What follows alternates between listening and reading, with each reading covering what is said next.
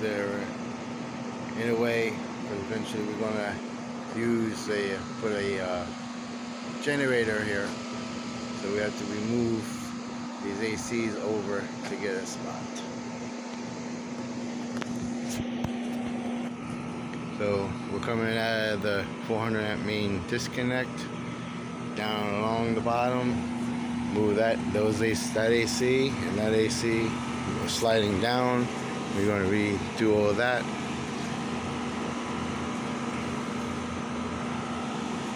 Because a generator is going to go in here.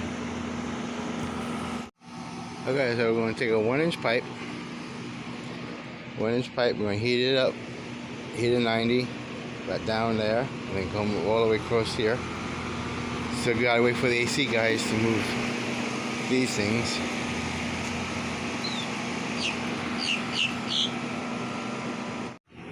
Okay, now we got that 1-inch pipe in, going down. We got it buried with some rocks all the way over to there, so they move the AC, waiting for the AC guys to. So we have the line all the way down, and the ACs have been moved. Got my junction box wire pulled in, everything connected.